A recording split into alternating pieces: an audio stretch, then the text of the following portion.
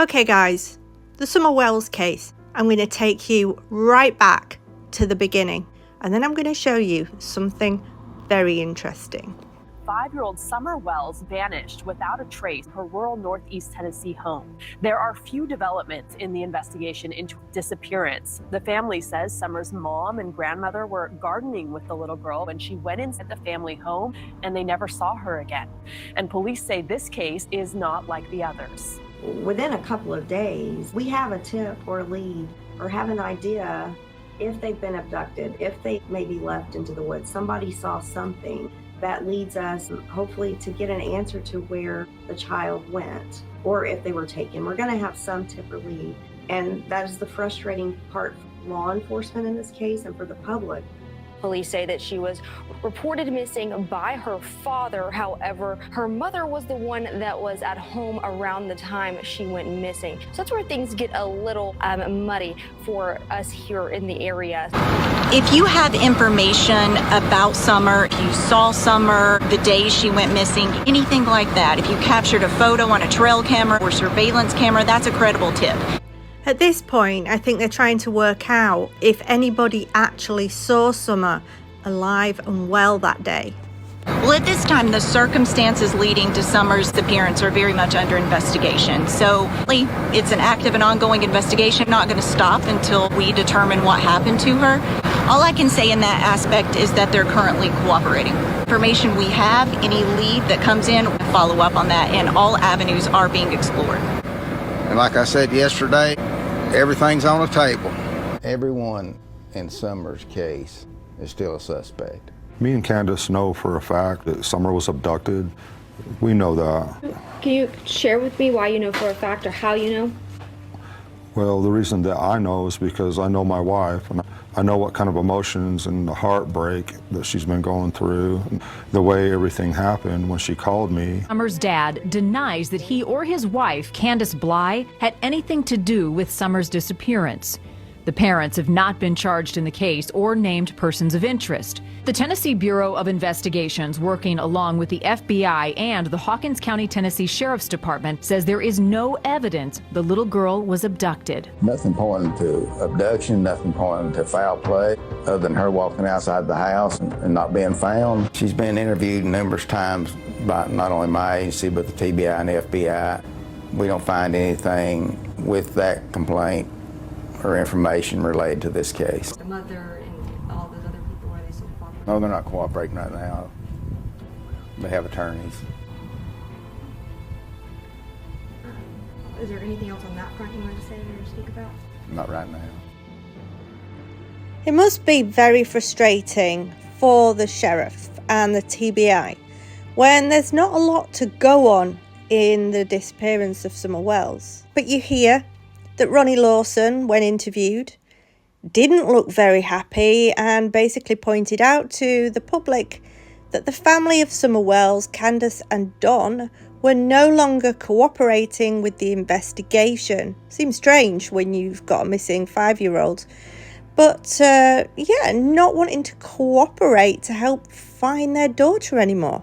Anyway, not that we'd understand that, obviously, but after they stopped talking, and according to Ronnie Lawson, they do watch social media and they do have people that check in, and if they see things, they will look into it and they will, see if there's anything in the information that we put online. So Sheriff Ronnie Lawson then apparently asks Michelle Bean, shown in the picture here, who worked with him for, 27 years? Like nearly 3 decades. And she worked doing all sorts of things at the Hawkins County Sheriff's Office.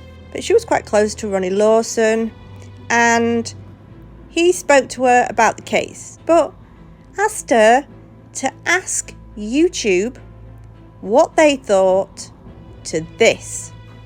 I just appreciate everything that you all are doing for Summer. I really do. And if I tell you where I'm from, I'm afraid somebody will know who I am. Because I'm well known around here. I told you where I worked at. Oh, crap. I'll just tell you. I'm from Hawkins County. Plus, I'm going to tell you where I worked at, too, so everybody will know. Okay. Wait, didn't you Police say? department. Yes, that's right. You worked at the sheriff's department. That's Sheriff's Department for 27 years. Yeah. I can hear it in your voice. I already know. Thank you for your public service, madam. Ask you a question since you're here. All right. You still got connections with the Hawkins County? I'm sure you do, don't you? Yeah, honey, I know about all of them. That's good The to only know. thing the sheriff told me to ask you to was to find out where or what took her 4 hours to call the sheriff's department. 4 hours? He said We've if been you want working to on tell it, Amy. YouTube anything, ask him why it took 4 hours for her to call the sheriff's department. Oh my God. So I'm putting it out there on Ziggy's panel. There you go. That changes the time. What do we have? We were stretching each of them to an active 2-hour block of time where they could not be accounted for. Who said that, Miss Michelle? The sheriff told me to say that. Lawson? There you go. Yes, because I talked to him about it. So, Candace, what actually happened that day? And why did it take you 4 hours to report her missing? This changes everything. Where was Summer for 4 hours? Why did it take her 4 hours to report Summer missing? And what were they doing in that 4-hour timeline? Take your pick. Now, from what I was told, after this happened, Cher rang the police department and asked them why Michelle was asking this question on YouTube.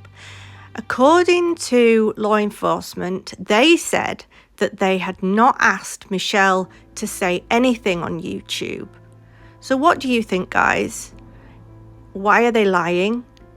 Is it a case of, he asked her to do that, he asked her to try and find out the answer to that question, but obviously they don't want to admit to it because it just looks unprofessional.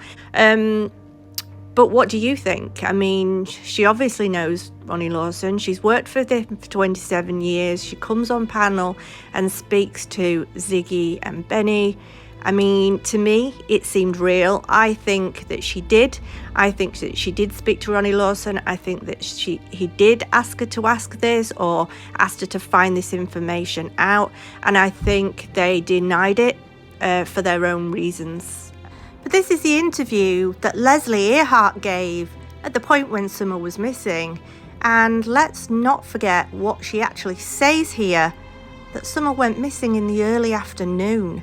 Not any more than what we originally released. We know that her family reported her missing. They called the sheriff's office around 6:30. Prior to that, it was early afternoon when she was last seen. And they searched for a little bit and then reported her missing.